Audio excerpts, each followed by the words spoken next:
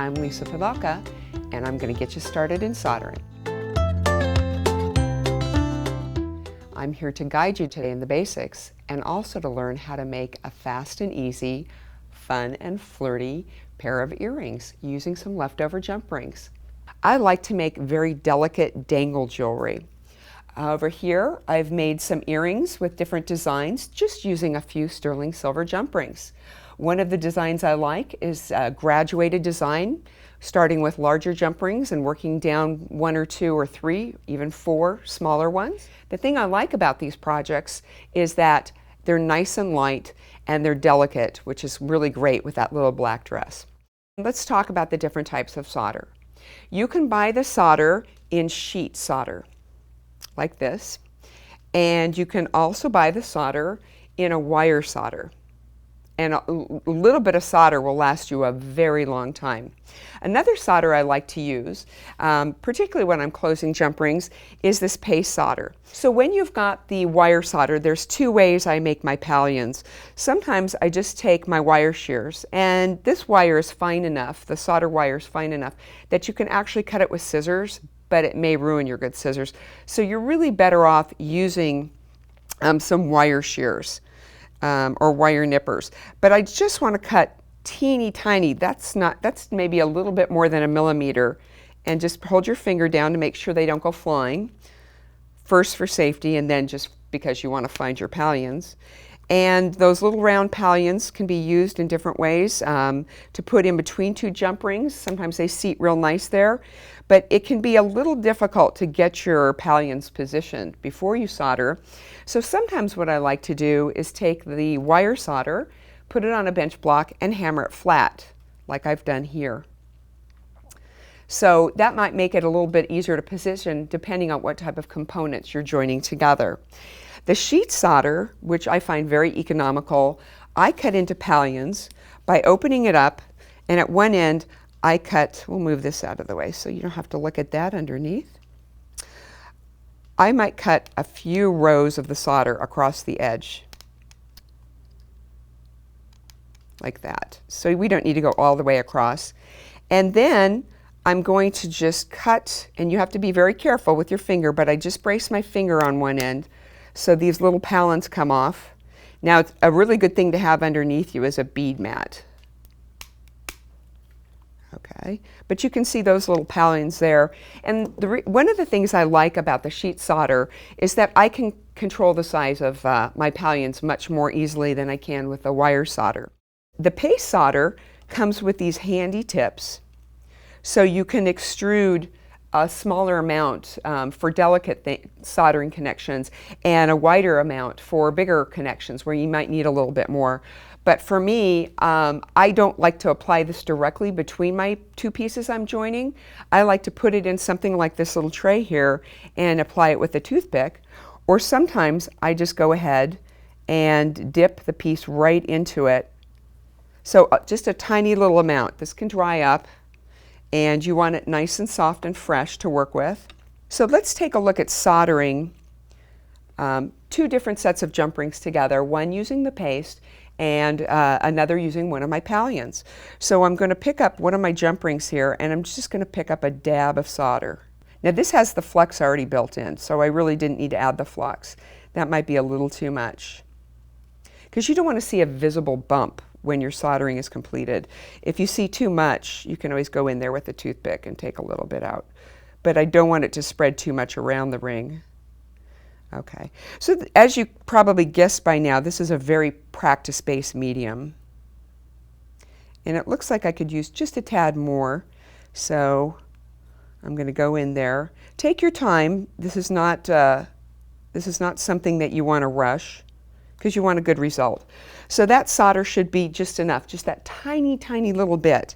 Now for this one, you can take a brush and apply your flux, and it's okay if it's a little messy and it gets all over, but I really want to concentrate it right where the piece is going to be joined. Or you can take your tweezers and pick it up and dip the ring in there as well. And sometimes I just pick up my pallion. We'll take a look at one that I like the size of. Let's take a look. This would be way too much solder for this join. I don't know if you can see that there on camera. I'm going to move it around. So that would be way too much. So this one, I'm just going to lay it across the two ends of my jump rings. And sometimes they'll stick to that flex. But just take the time to make sure that those jump rings are aligned exactly the way you want them. This is the butane torch I use for my soldering and doing a lot of my metal clay work. And it's just really handy to have. It's got a 3-step ignition to make it extra safe. You might want to wear some safety goggles if you don't wear any other type of eyewear to protect yourself. Loose hair and clothing should be pulled back, but I always do my soldering standing well behind my torch. And we always solder at a 45-degree angle. You never want to take your torch at a 90-degree angle because it's probably just going to extinguish your flame. So this torch has a safety button here in the back that you have to pull down. Once you've pulled that down, you're going to push the ignition, and then you're going to push this little button right here, and that's going to keep the flame on so you don't have to get a cramp in your thumb. It's just going to keep burning. And out of a full torch, I usually get about 45 minutes to an hour of torch time. That's quite a bit. So these are very economical. The other thing is you want to make sure you have the right type of flame. There's an adjustment here. And you can see here I have like a real soft bushy flame. We want a very sharp hissy flame. Okay, and if you can see it, it's hard to see in bright light, but the end of the blue tip is the hardest part of the flame. Now, one of the problems that people do when they solder is they just go right in and try to melt that solder. Solder follows heat, so it's got to be clean, but you have to heat the metal. So what we want to do is heat the metal around the area we're joining first to help that solder flow and follow heat. We don't want to go right in onto the solder and try to melt it. The other thing is we want to dry our flex. You could put your flex on and just let it sit, get a little tacky, but it can take a while to dry. So I'm going to go right in on this one I just finished up putting the solder pallion on. So we flexed it. I'm going to just heat the outside because solder follows heat. And we should maybe see that flex start to dry. Sometimes you see that pallion move a little bit, but we just don't want it to jump and pop off. And I'm going to come in there, and the minute you see that solder flow, there we go, remove that torch very quickly. So I'm just going to let that sit for a second, and I will grab some tweezers and have a quenching bowl nearby. You want it to be glass or ceramic, and there's our soldered join, right like that. There we go. So you can see where the flex was. It didn't really create any oxidation or fire scale. If you're doing a lot of soldering, you might accumulate more, but you can see there's some there. So that's why I'm just going to have my pickle pot ready and standing by so I can drop it in there for 5 to 10 minutes. And when it comes out, it's going to look a little whitish, so it's going to need to be some polishing. You want to check your piece after you've done all of your connections and make sure there's no rough edges or spots. Those can easily be taken down with a file or some sandpaper. And I'm heating up the metal around. Now remember, this is the self-flexing paste. And I can see the metal heating up because I can see a little oxidation, and it flowed just that easy. I see a little fire there. That meant some of that flex didn't quite burn off. So I'm just going to go do it one more time and wait for that flow. You'll see that shine, just to make sure we burned off all the flex. There, that's what I'm looking for. I've got a design ready to finish off.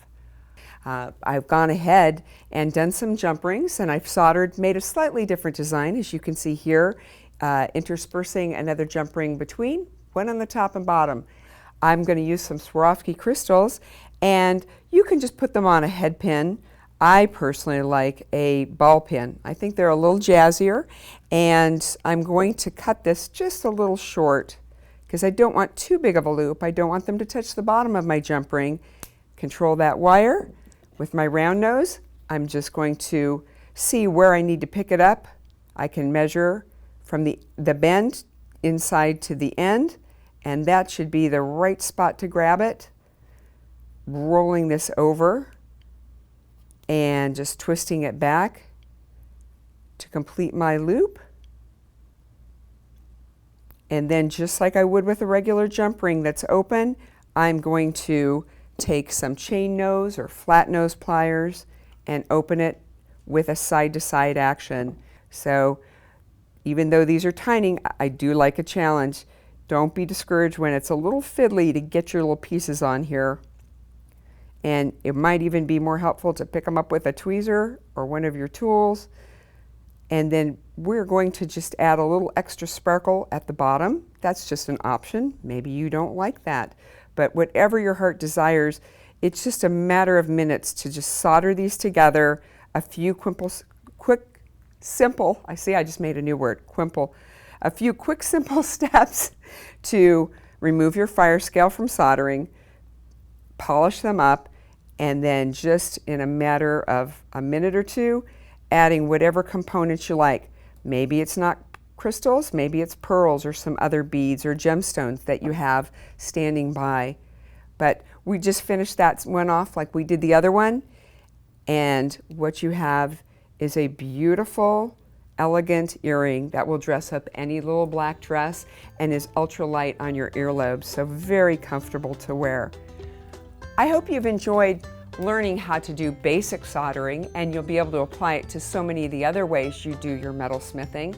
Thank you for joining me here today in Fire Mountain Gems and Beads Jewelry Making Studio.